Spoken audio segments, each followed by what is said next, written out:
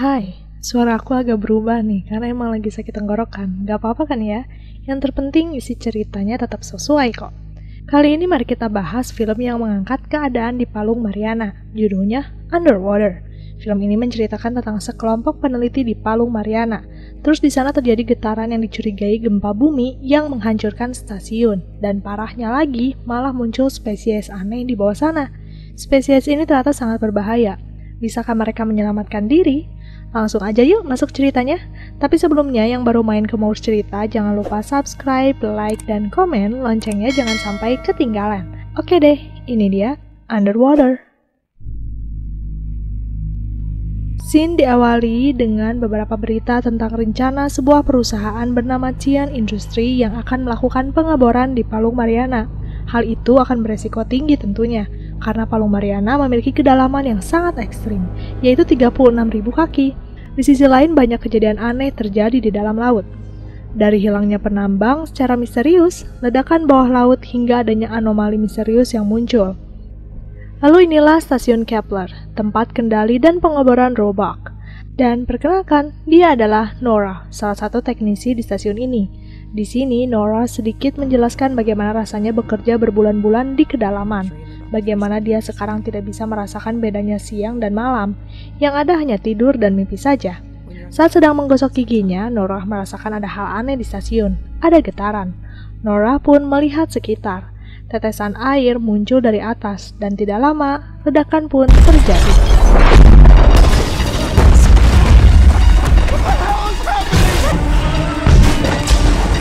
Selama berlari, Nora sempat bertemu dengan seorang pria bernama Rodrigo.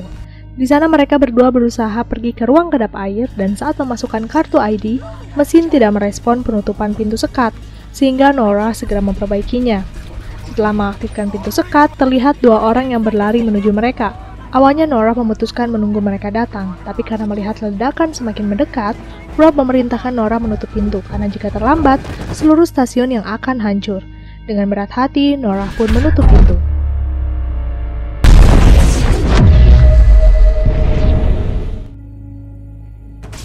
Setelah tersadar, Nora segera mencari bantuan, tapi ruang kendali tidak merespon apapun. Di luar sana pun terdengar suara-suara aneh. Nora akhirnya memutuskan untuk pergi ke ruang kapsul.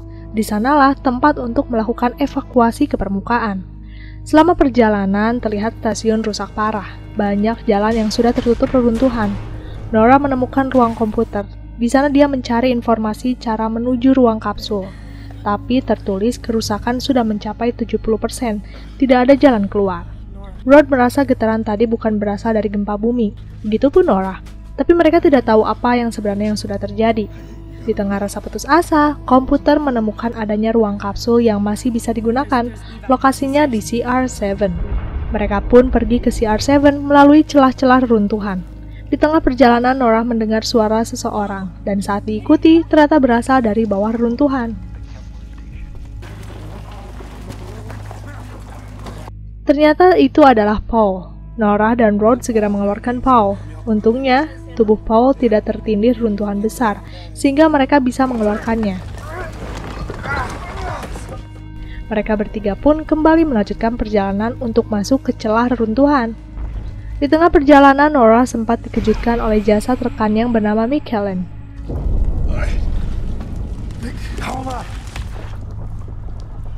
Setelah berhasil keluar dari celah, akhirnya mereka menemukan ruang kapsul CR7. Terlihat Kapten Lucien seorang diri, dan beberapa kapsul penyelamat sudah tidak ada. Ternyata Kapten menyelamatkan pekerja yang lainnya, dan dia memutuskan tetap di sini. Menurutnya, itulah tugas seorang kapten.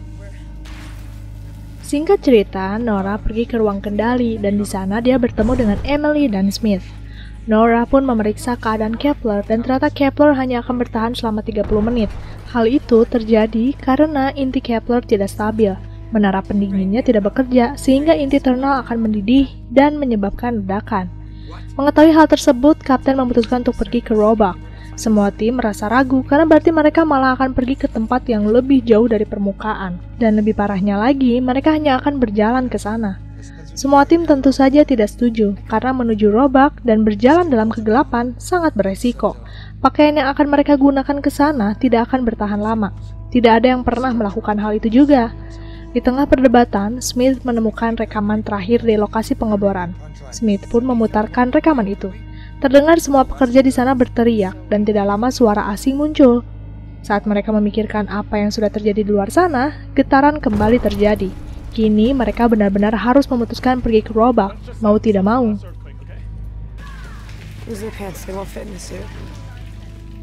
Saat mereka sedang bersiap menggunakan pakaian selam, Emily sempat melihat lukisan yang menunjukkan makhluk bawah air. Tentu saja itu membuat Emily semakin takut pergi keluar sana. Kapten menyuruh semua tim memeriksa keadaan helm mereka masing-masing. Tapi terlihat keadaan helm yang didapatkan Rod kurang baik. Sedangkan Paul dan Smith memutuskan membawa senjata, karena dia percaya bahwa getaran yang terjadi selama ini bukan gempa, melainkan adanya makhluk asing. Mereka pun mulai turun ke bawah sana.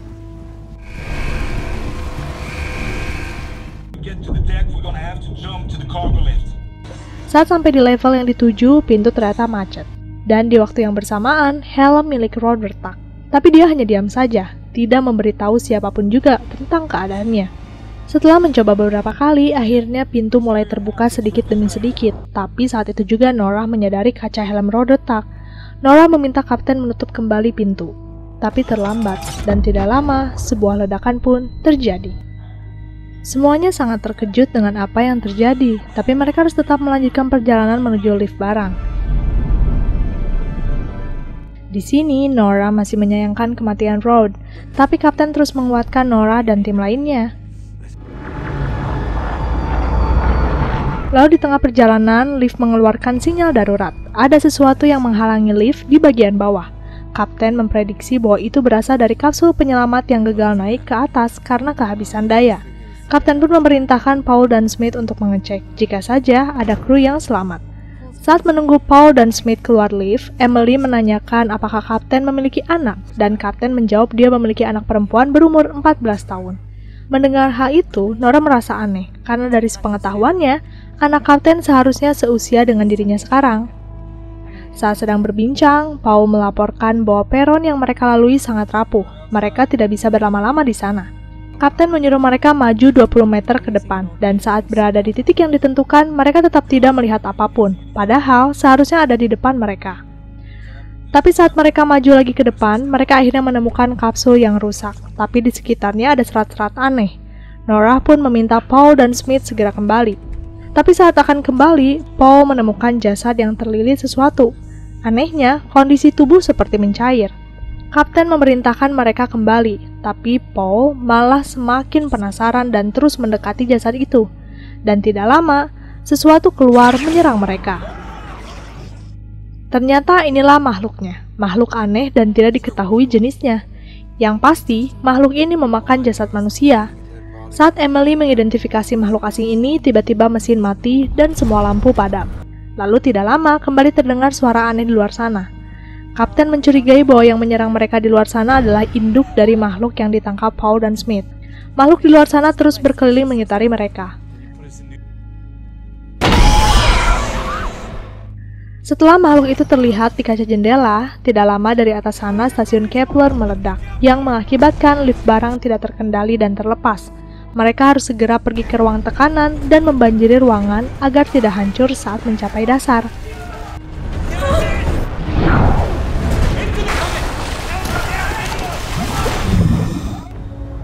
Setelah berhasil selamat mencapai dasar, mereka masih harus menyelamatkan diri dari reruntuhan stasiun Kepler.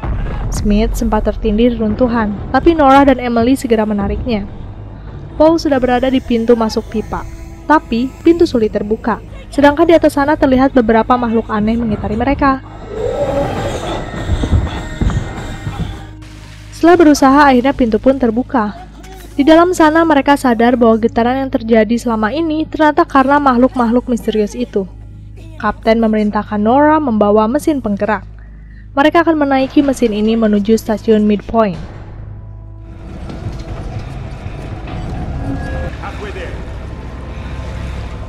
Sudah setengah perjalanan, Kapten menyadari jalur di depan mereka tergenang air yang cukup banyak. Sedangkan di luar sana, makhluk misterius itu ternyata terus mengikuti keberadaan mereka dimanapun. Mereka akhirnya memutuskan untuk terus maju, menerjang genangan air. Sepanjang perjalanan mereka menemukan beberapa barang milik seseorang, dan tidak lama suara hentakan kembali terdengar di atas mereka. Sedangkan kapten menyadari di depan mereka ternyata tertutupi reruntuhan. Karena jalannya menyempit, Nora memutuskan pergi ke sana karena dialah yang paling kecil tubuhnya. Setelah keluar dari celah, ternyata ruangan luas, sehingga mereka semua sebenarnya bisa masuk ke dalam sana. Mendengar hal itu, kapten mengirimkan timnya satu persatu, dimulai dengan Emily. Paul akan jadi yang terakhir, dan saat sedang menunggu gilirannya, sesuatu bergerak di belakangnya. Semua tim segera menarik Paul, tapi saat Paul sudah berada di tempat yang sama, tali yang mengikatnya tersangkut dan malah menarik kembali ke dalam air, seakan-akan ada yang menariknya. Semua segera memasangkan helm Paul. Tapi sesuatu yang menariknya di bawah sana sangatlah kencang.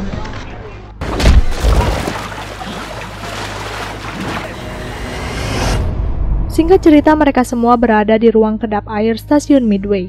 Kapten berusaha menghubungi ruang kendali permukaan, tapi tetap tidak ada respon. Sedangkan yang lain masih terpukul dengan kehilangannya Paul. Mereka bingung dengan sosok makhluk yang berada di sekitar mereka. Bahkan bor seberat 6.000 ton saja bisa hancur. Emily pun mengatakan bahwa inilah balasan untuk mereka, para manusia, karena telah mengambil sumber bumi terlalu banyak sampai kedalaman seperti ini. Bisa saja makhluk misterius itu habitatnya rusak gara-gara proses pengoboran ini. Di sisi lain, kapten juga menyadari tempat ini tidak akan bertahan lama, karena jendela di depannya sudah retak. Kini mereka harus mencari cara lain untuk segera pergi dari sana, karena kondisi pakaian Smith yang bagian penyaring oksigennya rusak. Mereka harus jalan perlahan-lahan. Selama perjalanan, Nora merasakan ada sesuatu yang mendekati mereka, dan saat melihat sekitar, Nora benar-benar melihat jelas sosok makhluk itu di depannya. Tentu saja semuanya panik. Kapten memerintahkan semua timnya untuk mematikan lampu, karena sepertinya lampu menarik perhatian makhluk itu. Kini semuanya mengaktifkan infrared.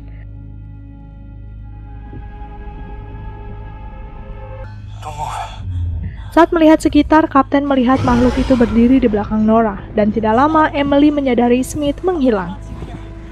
Nora melihat Smith yang sedang ditarik, dan mereka pun mengikutinya. Smith dibawa ke dalam lubang kecil. Kapten pun masuk ke sana dan menemukan Smith tergeletak di dalam sana. Untungnya, Smith masih hidup. Kapten pun mendorong Smith keluar. Setelah mengeluarkan Smith, kapten lupa senjatanya tertinggal di dalam sana. Dia berniat kembali ke dalam. Tapi Nora mencegahnya karena sangat berbahaya. Kapten tetap bersikukuh kembali ke dalam. Saat sedang mencari senjata, makhluk itu menyerang kapten dan menariknya. Otomatis Nora ikut tertarik, karena saat kapten masuk ke dalam sana, Nora mengaitkan tali ke tubuh kapten. Setelah berhasil terlepas dari makhluk itu, Nora mencari kapten dan ternyata kapten ada di bawah Nora. Keadaannya terlilit sesuatu. Nora pun pergi untuk menyelamatkan kapten. Setelah berhasil menemukan kapten, Nora harus menghadapi hal lain. Dia merasakan sesuatu mendekat. Ternyata makhluk itu kembali mendatangi mereka. Mengetahui Nora akan dimakan makhluk itu, kapten segera menyerang dan makhluk itu pun melepaskan Nora. Akan tetapi, mereka terjatuh ke bawah sana.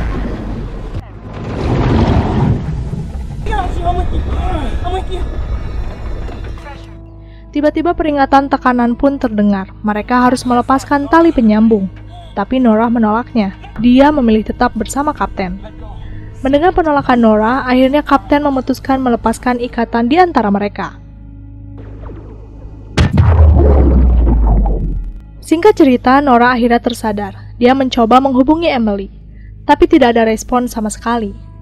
Di tengah perjalanan tanpa tujuan, Nora menemukan sebuah kabel besar, dan saat diikuti ternyata menuju Bor Shepherd, lokasi ekspedisi yang sudah ditinggalkan. Di dalam sana, Nora berusaha menguatkan dirinya sendiri, dan mencoba memanggil Emily dan Smith melalui pengeras suara. Di lokasi ini tidak ada kapsul penyelamat, tapi setidaknya ada udara dan tempat istirahat sementara untuk mereka. Di tengah rasa putus asa, Nora menemukan sebuah foto yang di dalamnya ada sosok Kapten Lucien. Ternyata Kapten pernah bekerja di bagian ini. Nora menemukan foto ucapan berduka atas kematian Ellie, anak Kapten. Ternyata, selama ini anak Kapten sudah meninggal pada usia 14 tahun. Itulah alasan Lucien selalu lupa usia anaknya dan selalu memperlakukan Nora dengan sangat baik karena sudah menganggap Nora seperti anaknya sendiri. Sebelum menutup loker, Nora sempat melihat peta rencana pengeboran Roebuck dan akhirnya dia kembali membulatkan tekad pergi ke Roebuck.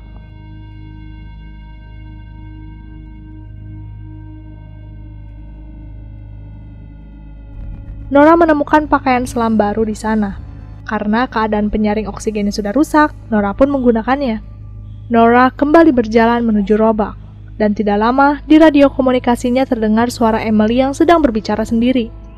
Tapi sayangnya Emily tidak mendengar suara Nora. Nora terus mengikuti tanda keberadaan Emily. Nora pun menemukan Emily dan Smith, tapi Nora terlihat seperti akan mengakhiri hidupnya sendiri. Nora pun segera menghentikan Emily.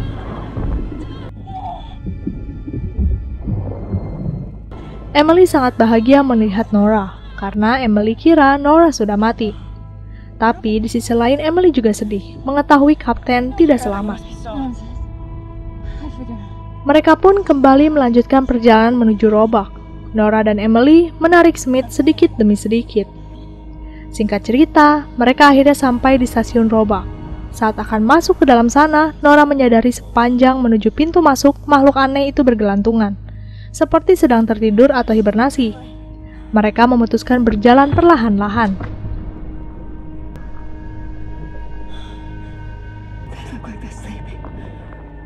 Sayangnya, saat tinggal sedikit lagi sampai di pintu, tangan makhluk itu mengenai helm milik Nora.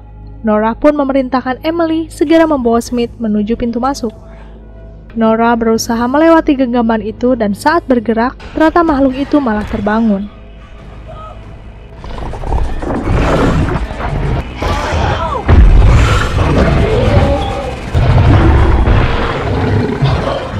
Untungnya, Nora teringat senjata yang dibawanya dari Boar Shepherd dan langsung menembak makhluk itu.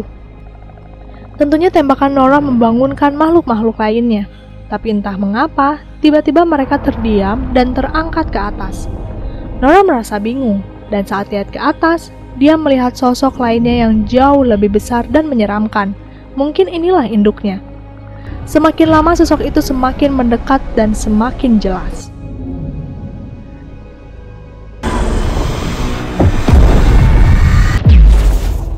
Saat Nora masih setengah sadar, terlihat Emily datang mencoba menyelamatkan Nora. Dan Emily pun berhasil menyelamatkan Nora. Setelah membawa masuk ke dalam, Emily harus segera membuka helm Nora, tapi sulit, sehingga dia memutuskan untuk memecahkan helm milik Nora.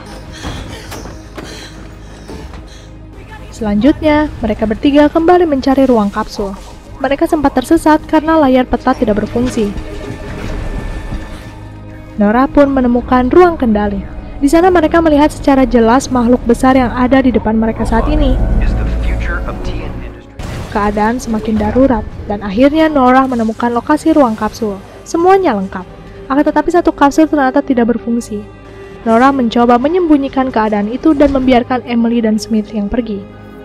Kali ini, Smith yang pergi pertama, karena keadaannya sangat lemah. Setelah Smith, Emily.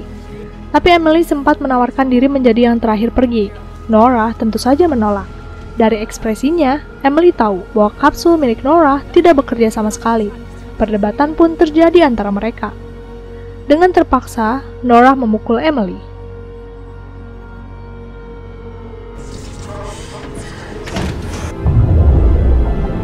Setelah kepergian Emily, Nora menyadari semua makhluk itu dan induknya malah mengejar kapsul yang dinaiki Emily dan Smith.